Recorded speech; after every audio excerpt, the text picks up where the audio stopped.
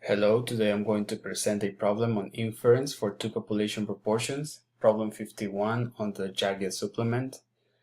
We can start by defining P, which is the proportion of people using LinkedIn to search for jobs, then P1 and P2, P1 being the new survey, and P2 being the old survey.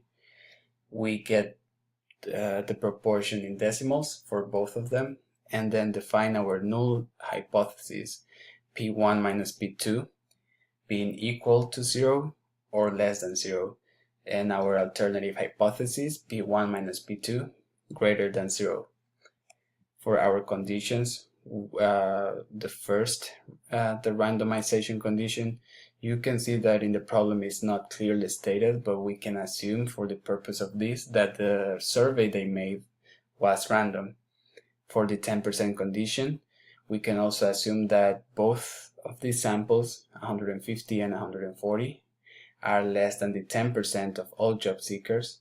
And for the success-failure condition, all of these calculations are greater than 10, so the third condition is also met.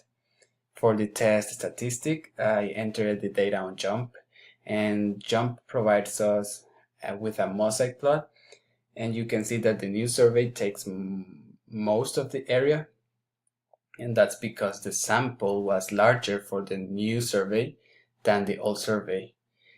To check for the p-value, we look at the first row, the new survey minus the old survey, equal to 0 or less than 0.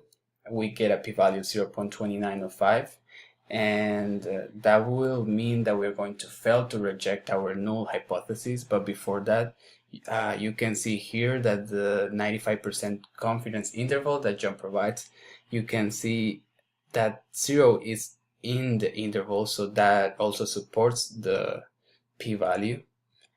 So for our decision and conclusion, we are going to say that at a 5% significance level with a p-value of 0.2905, we failed to reject the null hypothesis, and that means that there is an insufficient evidence, and therefore we cannot conclude that the proportion of people using LinkedIn to search for jobs is more today than it was 3 years ago.